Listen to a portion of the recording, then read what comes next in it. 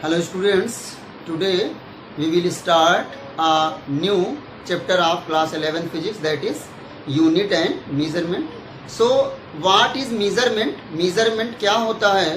तो इसको समझने के लिए मान लेते हैं कि हमारे पास कोई डिस्टेंस है ए बी और मान लेते हैं हम लोग इसकी कंपैरिजन इस मार्कर से कराते हैं अगर, तो ये कितना आएगा 1, 2 एंड 3। मतलब ये डिस्टेंस जो है इस मार्कर की कितनी है 3 टाइम्स है। या हम कह सकते हैं अगर हम लोग इसको एक यूनिट मान लें तो जो ए बी डिस्टेंस है ये किसके इक्वल है 3 मार्कर के इक्वल है। सिमिलरली ऐसे ही क्या किया गया कि जितनी भी फिजिकल क्वांटिटीज हैं उनको मीजर करने के लिए एक स्टैंडर्ड वैल्यू मान ली गई जिसको हम लोग कहते हैं यूनिट, और उस यूनिट से उस क्वांटिटी की कंपैरिजन कराने की जो प्रोसेस होती है उसको हम लोग बोलते हैं मीजरमेंट। सो मीजरमेंट क्या है? Comparison of any physical quantity with its unit. So हम लोग लिख सकते हैं कि comparison of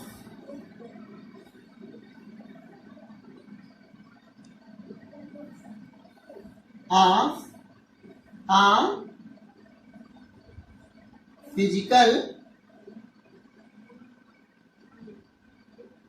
quantity to its unit is known as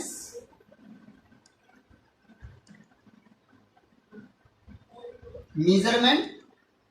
so what is unit? Unit क्या होता है?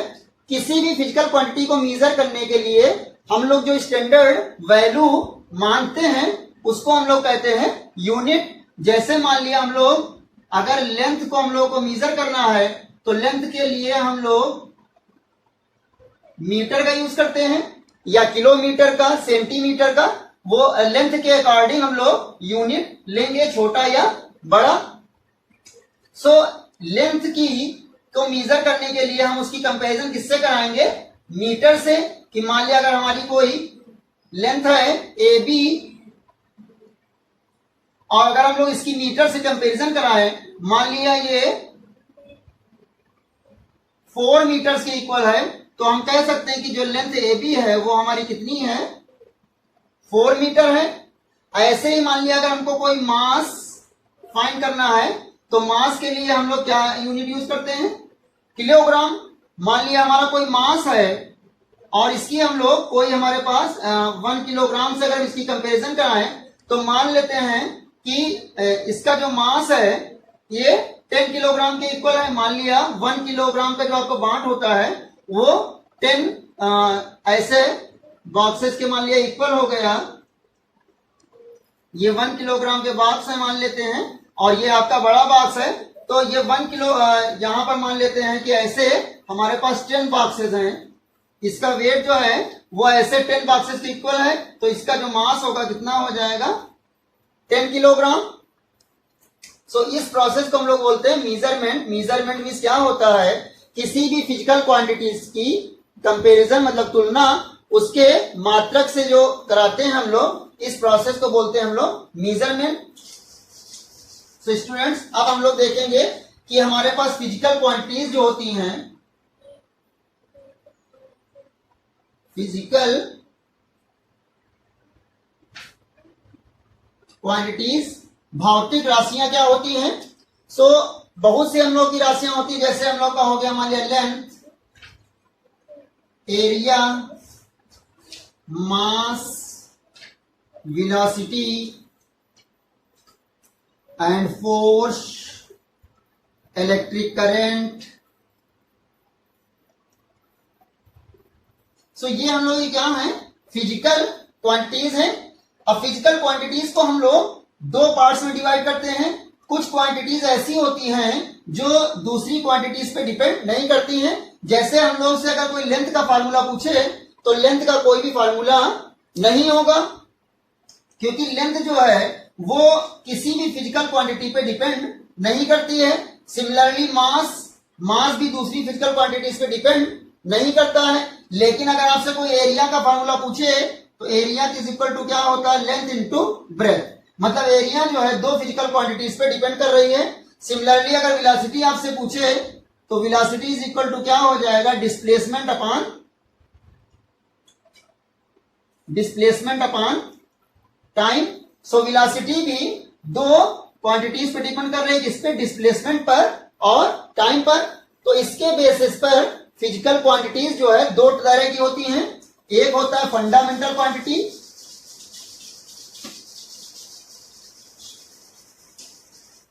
एक होता है fundamental quantities,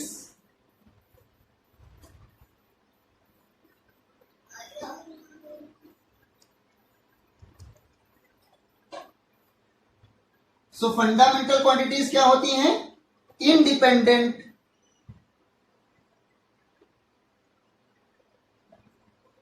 to other physical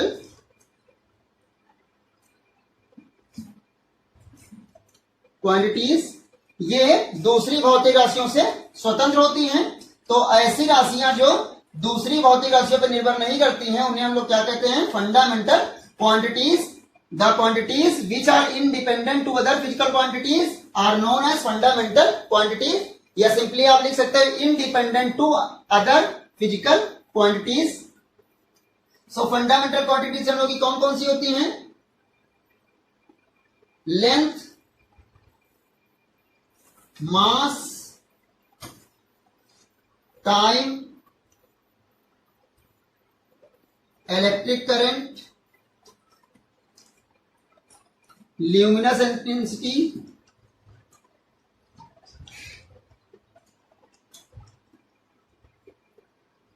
thermodynamic temperature,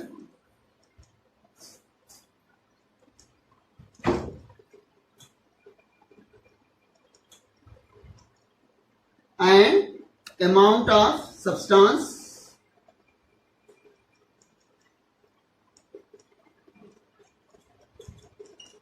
सो ये हम लोगों के पास 7 फंडामेंटल क्वांटिटीज होती हैं। कौन कौन सी, length, mass, time, electric current, luminous intensity, thermodynamic temperature and amount of substance. So ये क्वांटिटीज दूसरी क्वांटिटीज पे डिपेंड नहीं करती हैं और इनका जो यूनिट होता है उनको हम लोग बोलते हैं फंडामेंटल यूनिट्स।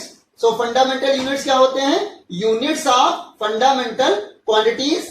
मूल राशियों के मात्रक को मूल मात्रक कहते हैं। सो लेंथ का यूनिट क्या होता है, मीटर। मास का यूनिट क्या होता है, किलोग्राम।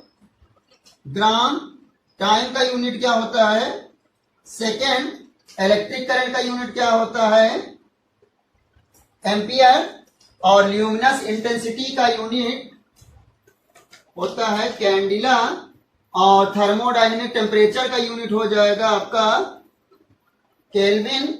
और अमाउंट ऑफ सब्सटेंस का यूनिट हो जाएगा मोल।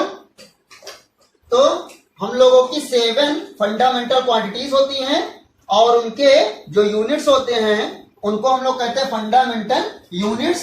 तो फंडामेंटल क्वांटिटीज कौन सी है, length, mass, time, electric current, luminous intensity, thermodynamic temperature and amount of substance. लंबाई, द्रव्यमान, समय, वैद्युत धारा, ज्योति तीव्रता, ऊष्मागतिक ताप एंड पदार्थ की मात्रा। सो प्लीज आप लोग इतना नोट करें। सो स्टूडेंट्स अब हम लोग देखते हैं कि ड्राइव क्वांटिटीज कौन सी होती हैं।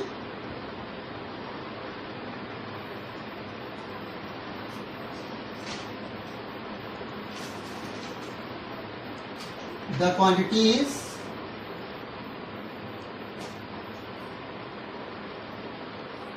which are dependent to other physical quantities। वे राशियां जो दूसरी भौतिक राशियों पर निर्भर करती हैं उन्हें हम लोग कहते हैं व्युत्पन्न राशियां।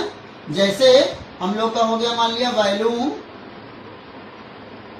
इज इक्वल टू क्या हो जाएगा, length into breadth into height, और velocity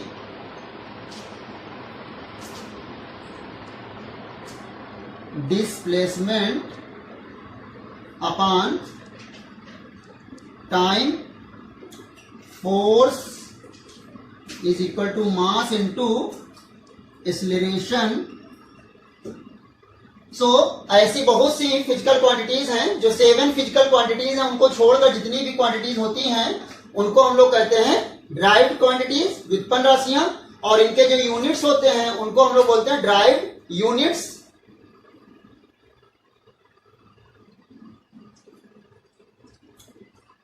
derived units of derived quantities. Fundamental units क्या होते हैं, units of fundamental quantities. So derived unit जैसे मान लीजिए वॉल्यूम का यूनिट हो जाएगा मीटर क्यूब, एंड वेलोसिटी क्या हो जाएगा metre per second. Similarly force का हो जाएगा आपका kilogram metre per second square. सो फंडामेंटल यूनिट्स जो होते हैं, सॉरी, जो आपके ड्राइव यूनिट्स होते हैं वो फंडामेंटल यूनिट्स से मिलकर बने होते हैं, फंडामेंटल यूनिट से ड्राइव किए जाते हैं। सो ऐसे यूनिट्स को हम लोग कहते हैं ड्राइव्ड यूनिट्स। अब हम लोग देखेंगे international system of units.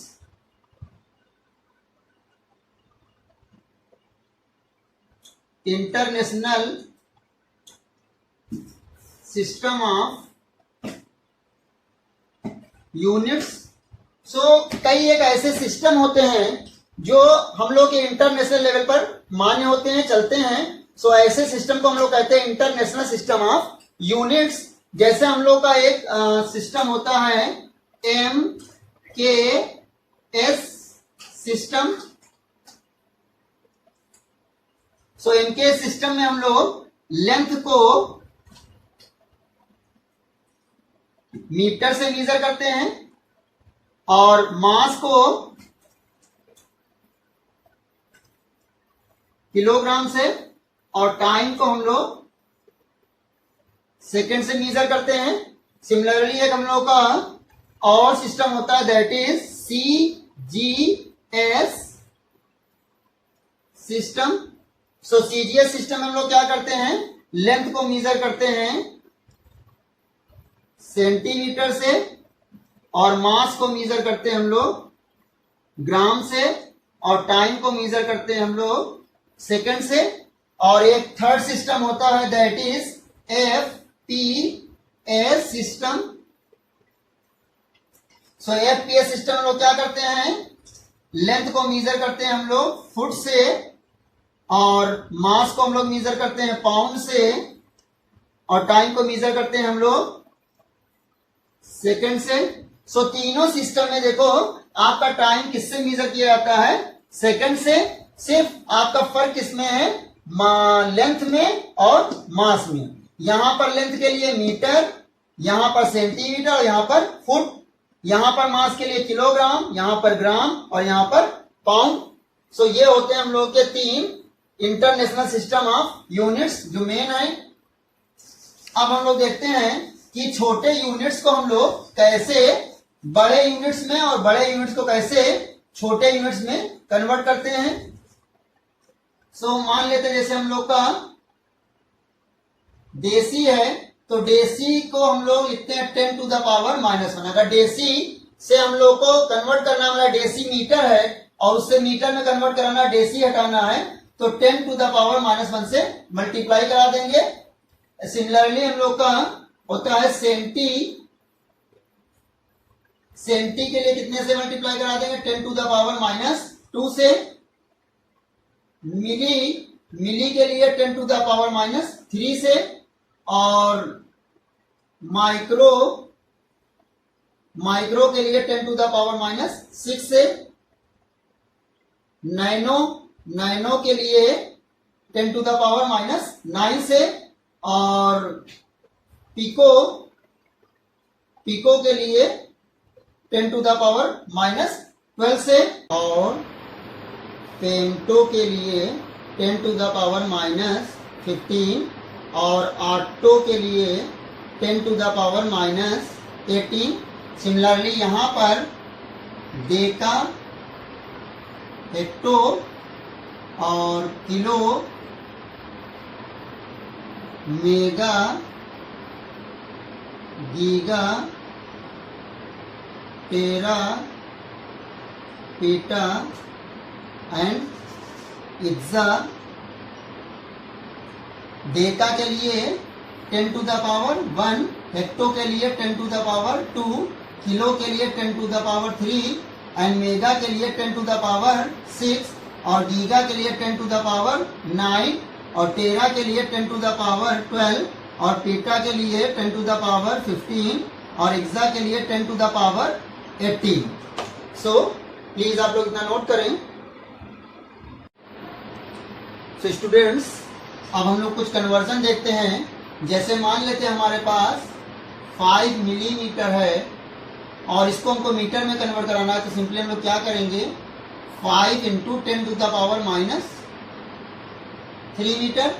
Similarly हम लोग के पास मान लिया 6 किलोग्राम है और इसको हमको ग्राम में कन्वर्ट कराना, तो क्या करेंगे, 6 इंटू 10 टू द पावर 3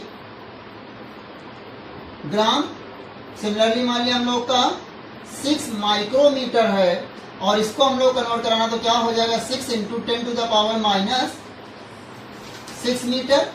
अगर हम लोग के पास मान लिया 5 नैनोमीटर है, nm नैनोमीटर, और इसको मीटर में कन्वर्ट कराना, तो क्या होगा, 5 into 10 to the power minus 9 metre. और मान लेते हैं एक और यूनिट है एंगस्ट्रॉम हम लोग का, 6 एंगस्ट्रॉम है और इसको अगर हम लोग को मीटर में कन्वर्ट कराना है, तो क्या हो जाएगा, 6 into 10 to the power minus 10 metre. So ऐसे हम लोग बहुत सी यूनिट्स को कन्वर्ट करा सकते हैं। अब हम लोग देखते हैं कि लाइट ईयर क्या होता है।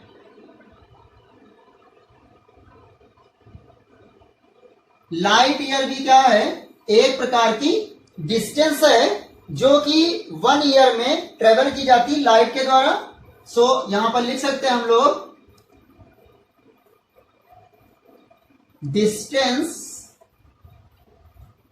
Travelled by light in 1 year is known as 1 light year. 1 light year क्या होता है, लाइट के द्वारा एक साल में जो डिस्टेंस ट्रेवल की जाती है उसे हम लोग कहते हैं 1 लाइट ईयर।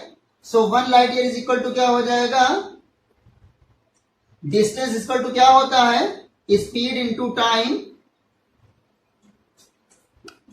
सो स्पीड कितनी होती है लाइट की, 3 इंटू 10 to the power 8 metre per second और टाइम है हमारा 365 डेज का है। 1 डे में कितने होते हैं, 24 आवर्स और 24 आवर्स को मिनट में चेंज करने के लिए 60 से मल्टीप्लाई कराएंगे और उसके बाद फिर से हम लोग 60 से मल्टीप्लाई कराएंगे तो ये सेकंड में कन्वर्ट हो जाएगा। सो इसको हम लोग जब मल्टीप्लाई करके सॉल्व करेंगे तो हम लोग का आ जाएगा 9.46 into 10 to the power 15 metre. So 1 light year हम लोग किसके इक्वल होता है, 9.46 into 10 to the power 15 metre के इक्वल होता है। सो स्टूडेंट्स, अब हम लोग देखेंगे कि एरर क्या होता है। व्हाट इज एरर, त्रुटि। सो स्टूडेंट्स, फिजिक्स में हम लोगों को मेजरमेंट की जरूरत पड़ती है। जब हम लोग कोई प्रैक्टिकल करते हैं तो उसमें हम लोग को कई एक फिजिकल क्वांटिटीज को मेजर करने की जरूरत पड़ती है। सो जब हम लोग रीडिंग्स लेते हैं फिजिक्स के प्रैक्टिकल में तो क्या होता है कि हर बार रीडिंग्स की जो वैल्यू होती है किसी भी मान लिया लेंथ की या टाइम की या मास की, कोई भी हम लोग प्रैक्टिकल कर रहे हैं किसी चीज से रिलेटेड, तो उसमें जो रीडिंग्स होती हैं वो हर बार सेम नहीं आती, कुछ ना कुछ अलग आती हैं। सो इसी को हम लोग कहते हैं एरर। सो एरर क्या है, जो मेजरमेंट में अनसर्टेनिटी होती है उसी को हम लोग कहते हैं एरर। सो एरर क्या होता है, अनसर्टेनिटी इन मेजरमेंट,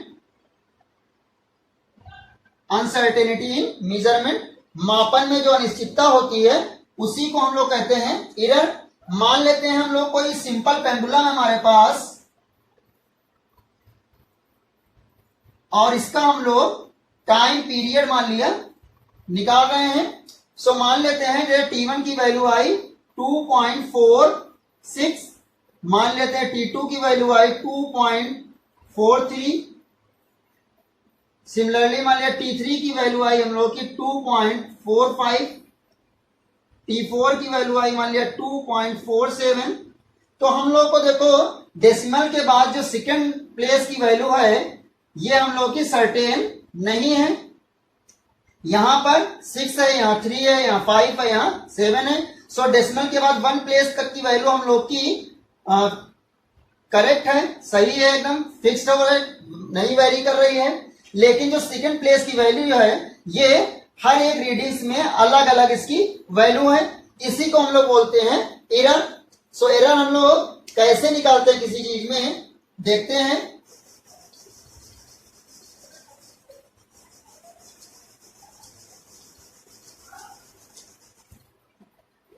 सो मान लेते हैं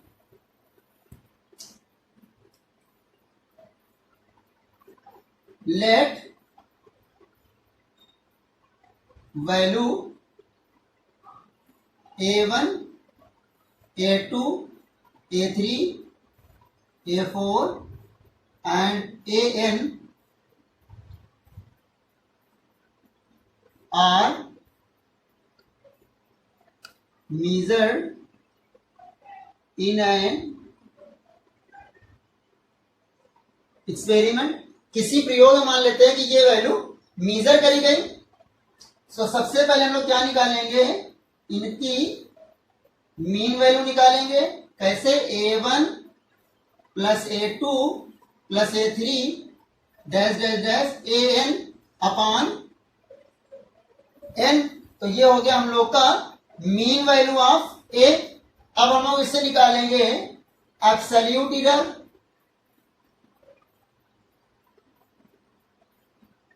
सो एब्सोल्यूट एरर कैसे निकालते हैं, मान लिया A1 की में हम लोग को निकालना है एब्सोल्यूट एरर, तो इसको हम लिखेंगे डेल्टा A1।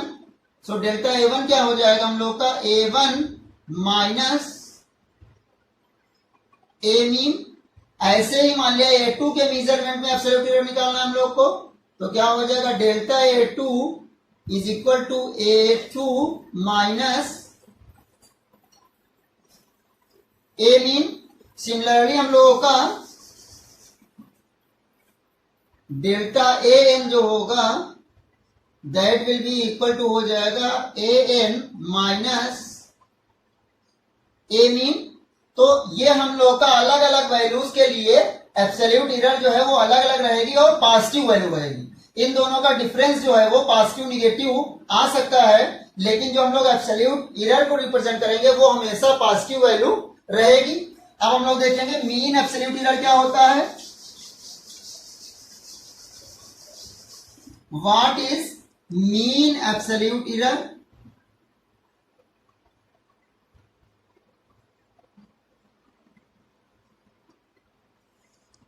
तो मीन एब्सोल्यूट एरर कैसे निकालेंगे हम लोग, delta A mean is equal to क्या हो जाएगा हम लोग का delta A1 plus delta A2 plus dash dash dash delta AN upon N। This will be mean absolute error. अब हम लोग देखेंगे रिलेटिव एरर कैसे निकालते हैं।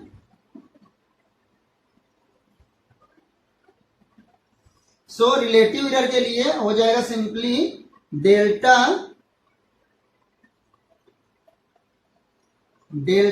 AM upon A mean.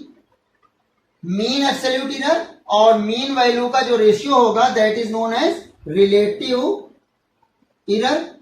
और हम लोग देखेंगे कि परसेंटेज एरर कैसे निकालते हैं। सो परसेंटेज एरर के लिए सिमिलरली हो जाएगा delta AM upon A mean into 100. This will be our percentage error. So simply students, क्या error क्या होता है, किसी भी मेजरमेंट में जो अनसर्टेनिटी होती है उसको हम लोग बोलते हैं error. किसी भी मापन में जो अनिश्चितता आती है, मतलब अलग अलग वैल्यूज आती हैं, सेम वैल्यू नहीं आती हैं, इसी को हम लोग कहते हैं कि मेजरमेंट में कहीं ना कहीं error है. और error हम लोग कैसे फाइंड कर सकते हैं? सबसे पहले हम लोग कोई भी जो गिवन वैल्यू होंगी किसी भी एक्सपेरिमेंट में, जो मान लिया हम लोगों ने मेजर की वैल्यू, वो अगर पता है तो उससे हम लोग क्या निकालेंगे, पहले मीन वैल्यू निकालेंगे. मीन वैल्यू के बाद एब्सोल्यूट एरर निकालेंगे. हर वैल्यू के लिए अलग अलग रहेगी एब्सोल्यूट एरर और हमेशा पॉजिटिव रहेगी. उसके बाद निकालेंगे mean absolute error. Mean absolute error के लिए क्या करेंगे, जितनी पर्टिकुलर वैल्यूज में एब्सोल्यूट एरर आई है सभी एब्सोल्यूट एरर का जो एवरेज होता है, ये कह सकते हैं मीन एब्सोल्यूट एरर. जो सभी एब्सोल्यूट एरर्स का एवरेज होता है उसको हम लोग कहते हैं मीन एब्सोल्यूट एरर. फिर रिलेटिव एरर क्या होता है, मीन एब्सोल्यूट एरर और मीन वैल्यू का जो रेशियो होता है उसको हम लोग कहते हैं रिलेटिव एरर. उसके बाद परसेंटेज एरर क्या होता है, जो हम लोग का मीन एब्सोल्यूट एरर है और मीन वैल्यू है into 100, that is known as percentage error. So please आप लोग नोट करें. So now students we will discuss about combination of errors. So what is combination of errors? So इसमें हम लोग देखेंगे error of sum or difference. सम या difference में कैसे एरर निकालते हैं? सो सिंपल हम लोग का जैसे मान लिया दिया है z is equal to a plus b. So अगर हम लोग को निकालना है z plus minus delta z, तो ये क्या हो जाएगा हम लोग का a plus minus delta a plus b plus minus delta b. So क्या हो जाएगा a plus b and plus minus delta a and plus minus delta b. So maximum value of delta z जो होगी हम लोग की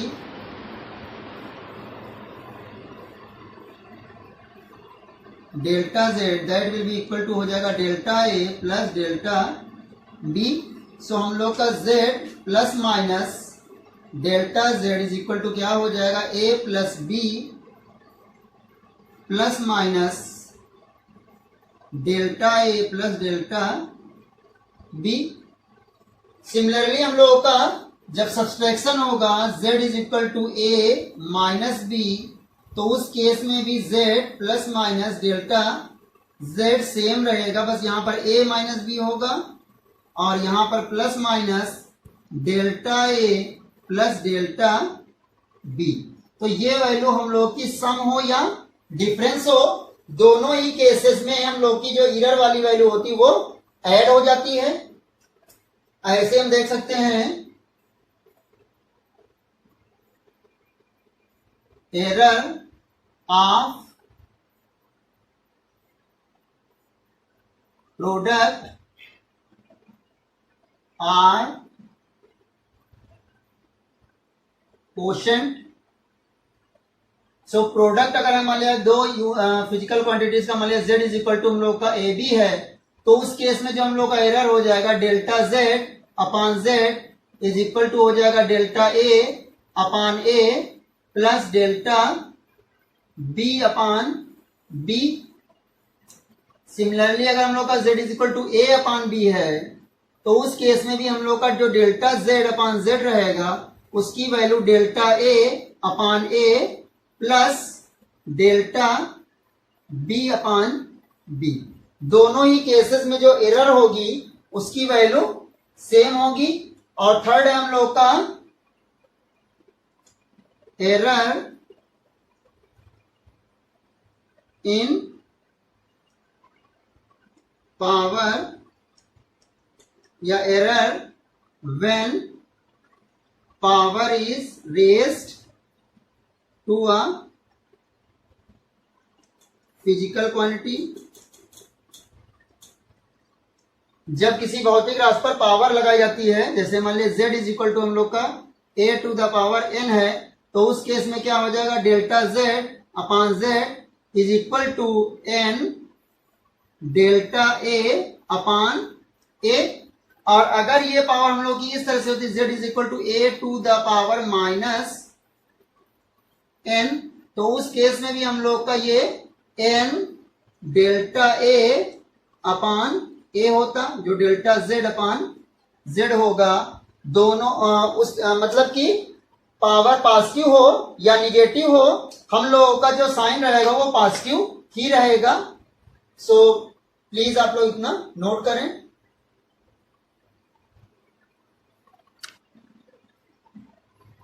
सो now students, अब हम लोग डिस्कस करेंगे सिग्निफिकेंट फिगर के बारे में, सार्थक अंक क्या होते हैं। सो मान लेते हैं किसी प्रैक्टिकल में हम लोग की अलग अलग वैल्यूज जो आती हैं कि 2.467 या 2.456 या 2.498।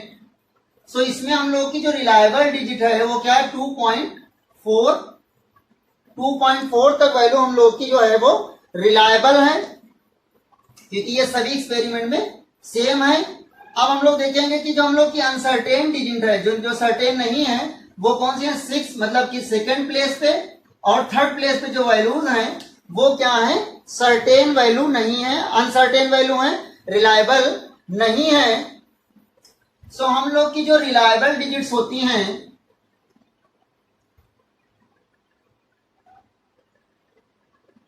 Reliable digit plus first uncertain digit is known as significant figure। जो हम लोग का रिलायबल डिजिट है, मान लिया 2.4, ये हम लोग का रिलायबल डिजिट है, और उसके बाद जो हम लोग की फर्स्ट अनसर्टेन डिजिट है, मान लिया 6, तो यहां पर हम लोग लिख लेंगे 6। सो अब हम लोग का कैसे हम लोग फाइंड करते हैं किसी भी डिजिट्स में कि कितने सिग्निफिकेंट फिगर होंगे। सो उसके लिए हम लोग का कुछ रूल्स होते हैं।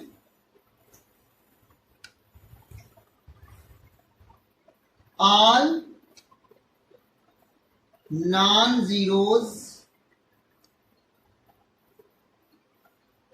डिजिट, जितनी भी हम लोग की नॉन जीरो डिजिट हैं, वो कुछ भी हो, 4, 6, 7, 8, तो इसमें कितने होंगे सिग्निफिकेंट फिगर, 4 हो जाएंगे। ऐसे मान लिया 4.678 होता, तो भी सिग्निफिकेंट कितने होते फिगर आपके, 4। सो जितनी भी नॉन जीरो डिजिट्स हैं वे सब क्या है, सिग्निफिकेंट फिगर में काउंट किए जाते हैं। दूसरा है ऑल जीरोज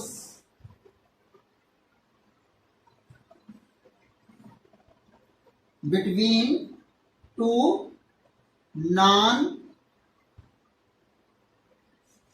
जीरोज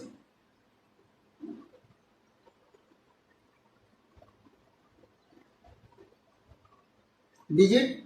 दो नॉन जीरो डिजिट है आपकी, यहां पर जीरो लिख लो, नॉन जीरो डिजिट है अगर, तो उनके बीच में जितने भी जीरो होंगे वो सब क्या होंगे, सिग्निफिकेंट फिगर। जैसे इसमें कोई सिग्निफिकेंट फिगर अगर आपसे पूछे तो कितना होगा, 1 2 3 4 5 6। अगर 4.007 है तो भी सिग्निफिकेंट फिगर कितने होंगे, 1 2 3 4। सो दो नॉन जीरो डिजिट्स के बीच में जितने भी जीरो आते हैं वे सब क्या होते हैं, सिग्निफिकेंट फिगर होंगे। अब अगर if number is less than 1, अगर आपकी संख्या 1 से कम है,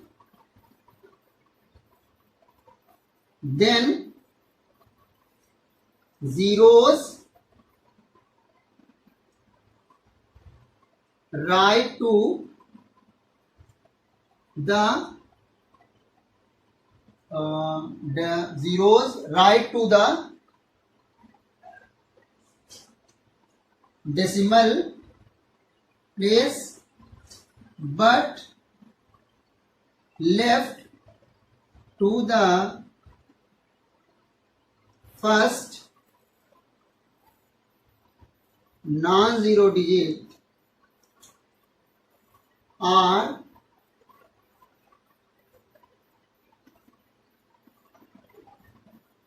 नॉट सिग्निफिकेंट। मतलब जैसे 0.0000346, सो पॉइंट के राइट साइड पे जितने भी जीरो होंगे और जो आपकी फर्स्ट नॉन जीरो डिजिट होगी उसके लेफ्ट में जितने भी जीरो आएंगे वे सिग्निफिकेंट फिगर में काउंट नहीं होंगे। जैसे अगर इसमें बात की जाए तो सिग्निफिकेंट फिगर कितने होंगे 1 2 3, और अगर यूं होगा 0.0003046 तो उस केस में सिग्निफिकेंट फिगर कितने होंगे 4। ये वाला जीरो हम लोग का सिग्निफिकेंट फिगर में काउंट होगा क्योंकि ये दो नॉन जीरो डिजिट्स के बीच में है। सो नॉन जीरो डिजिट के लेफ्ट में जितने भी जीरो हैं डेसिमल के बाद वो आपके सिग्निफिकेंट फिगर में काउंट नहीं होंगे। उसके बाद हम लोग का ट्रेलिंग जीरो, ट्रेलिंग और टर्मिनेटिंग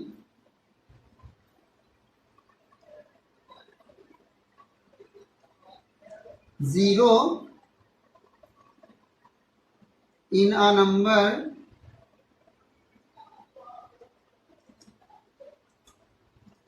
without decimal place, जिसमें दशमलव नहीं होता है, बिना दशमलव वाली संख्या में जो आपके ट्रेलिंग या टर्मिनेटिंग जीरो होते हैं, terminating zeros are not count as significant figure. जैसे आपका 46300 है तो इसमें सिग्निफिकेंट फिगर कितने होंगे 1 2 3। और अगर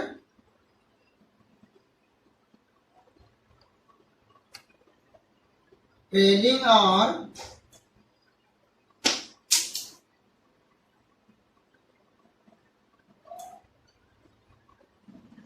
terminating zeros in a number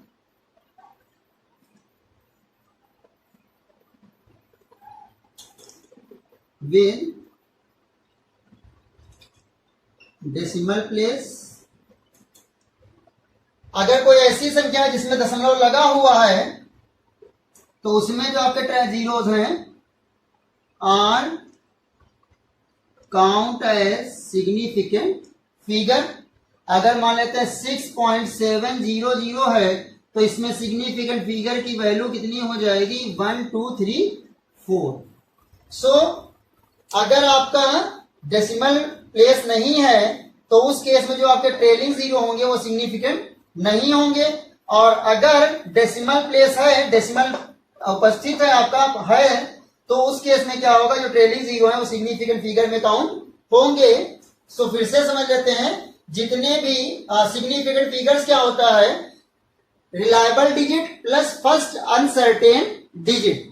जहां से हमारा फर्स्ट अनसर्टेन डिजिट स्टार्ट हो जाता है वहां से पहले की जो डिजिट होगी वो क्या होगी, रिलायबल डिजिट।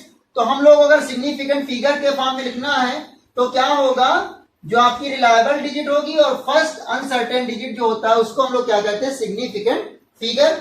सो उसके लिए क्या होते हैं, कुछ रूल्स होते हैं सिग्निफिकेंट फिगर्स को फॉर्म करने के लिए। ऑल नॉन जीरो डिजिट, जितनी भी बिना जीरो वाली संख्या है वो सब क्या होती है, सिग्निफिकेंट फिगर होती हैं। All zero between two non zero digit, तो दो नॉन जीरो डिजिट्स के बीच में जितने भी जीरो हैं वे सब सिग्निफिकेंट फिगर में काउंट होंगे। जैसे यहां पर दोनों जीरो सिग्निफिकेंट फिगर में काउंट हो जाएंगे, यहां पर भी सिग्निफिकेंट फिगर में दोनों जीरो काउंट होंगे। अब थर्ड रूल यह है कि अगर जो आपकी नंबर है वो 1 से कम है तो उस केस में डेसिमल के राइट हैंड पर और फर्स्ट नॉन जीरो डिजिट के लेफ्ट हैंड पर जितने भी जीरो होते हैं वे सिग्निफिकेंट फिगर में काउंट नहीं होते हैं। सो यहां पर सिग्निफिकेंट फिगर कितने होंगे, सिर्फ 1 2 3।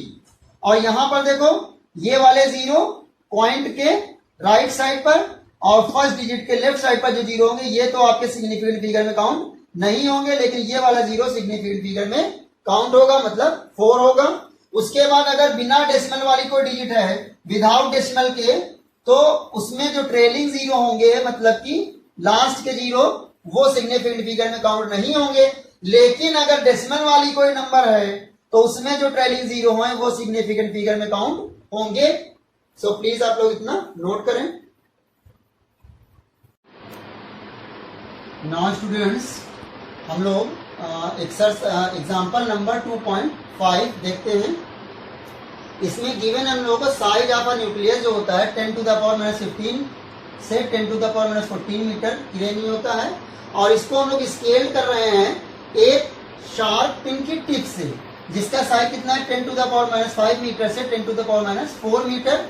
व्हाट रफली the size of item at this scale, इस स्केल पर जो आइटम उसका साइज क्या होगा, जबकि जो आइटम का साइज है वो 10 to the power minus 10 metre होता है।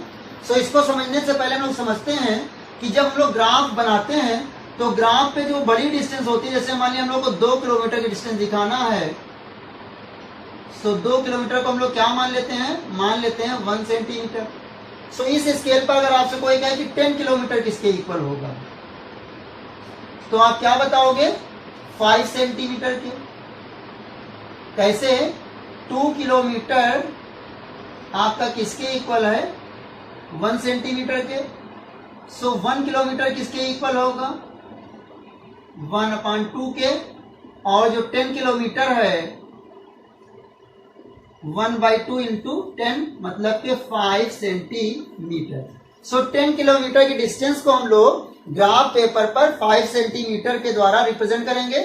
सिमिलरली यहां पर भी ऐसा ही केस है, न्यूक्लियस का साइज बहुत छोटा है तो हमें इसको बड़ा करके करना है। यहां पर 10 to the power minus 15 को हम लोग कितना मान ले रहते हैं 10 to the power minus 5 metre के इक्वल। सो यहां पर जो मैग्निफिकेशन है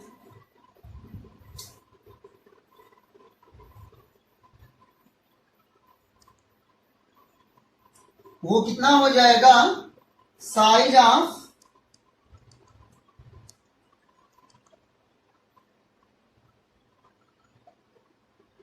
tip of sharp pin upon size of nucleus.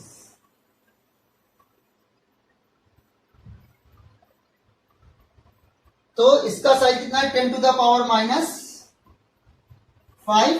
Similarly इसको भी हम लोग पहले यहां पर समझ लेते हैं कि हम यहां पर क्या कर रहे हैं 10 to the power minus 15 को हम लोग कितना माने ले रहे हैं 10 to the power minus 5 metre. So यहां पर 1 मीटर किसके इक्वल हो जाएगा 10 to the power minus 5 upon 10 to the power minus 15, मतलब ये हो जाएगा 10 to the power 10 मीटर। मतलब 1 मीटर किसके इक्वल हो जाएगा 10 to the power 10।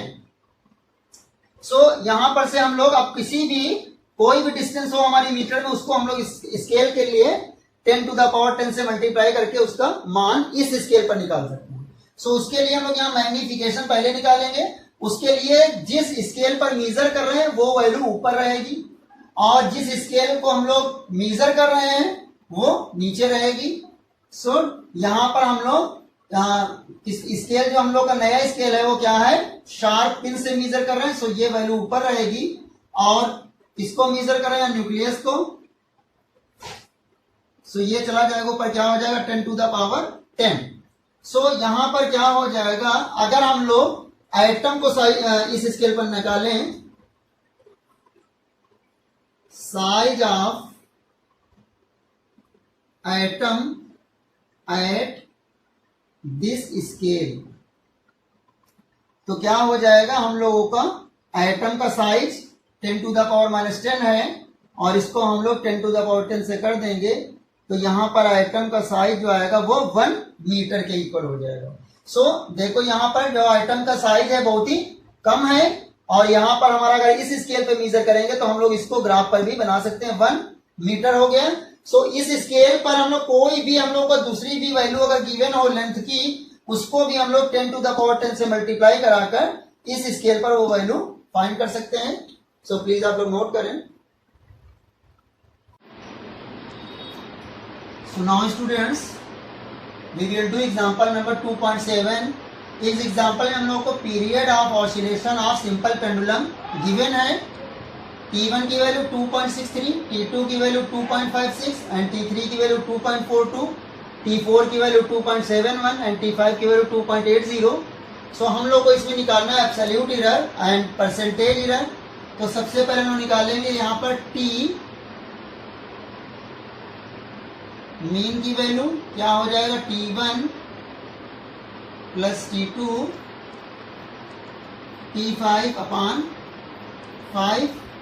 सो कितना हो जाएगा 2.63 प्लस 2.56 प्लस 2.42 प्लस 2.71 प्लस 2.80 और upon 5।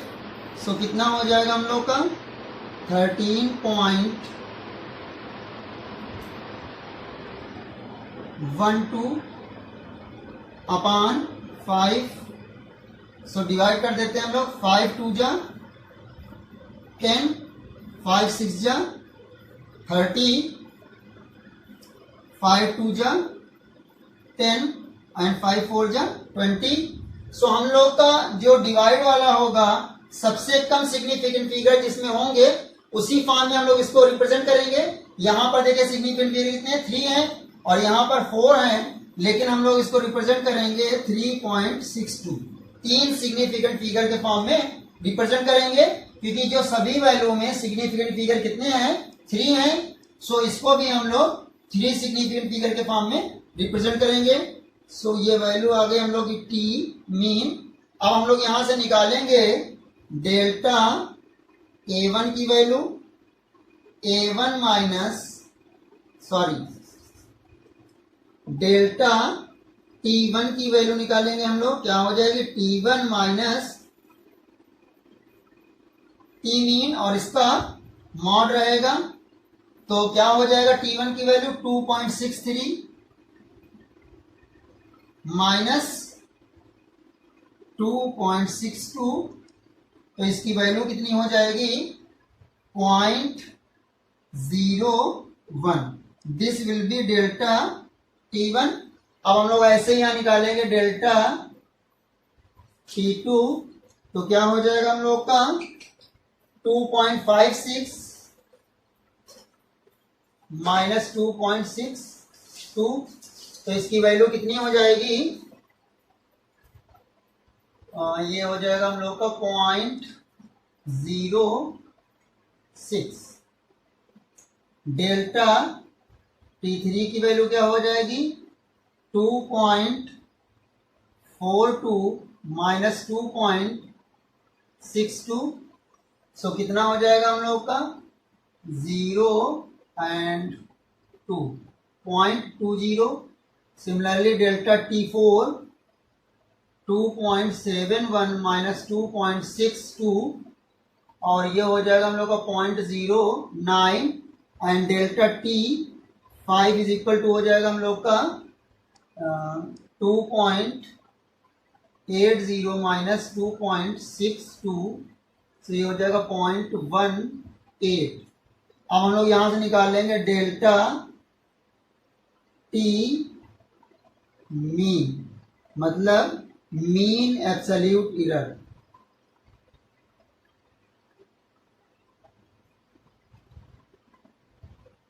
So mean absolute error कैसे निकालेंगे हम लोग, सबका सम कर देंगे। 0.01 plus 0.06 plus 0.20 plus 0.09 plus 0.18 upon 5। सो ये वैल्यू हो जाएगी हम लोग की 0.54 अपॉन 5 और इसको हम लोग डिवाइड करेंगे तो लगभग वैल्यू जो आ जाएगी हम लोग की 0.1 1। यहाँ से हम लोग की जो टाइम पीरियड की वैल्यू आ जाएगी t इज इक्वल टू हो जाएगा 2.62 एंड प्लस माइनस 0.11। हम लोग का जो टाइम पीरियड जो होगा ऑसिलेशन का वो होगा टी मीन, और जो हम लोग की मीन एब्सोल्यूट एरर आई है 2.62 एंड प्लस माइनस 0.11। और इसको अगर हम लोग और करेक्ट वे में लिखना चाहें तो हम लोग लिख सकते हैं 2.6 प्लस माइनस 0.1। सो प्लीज आप लोग इतना नोट करें।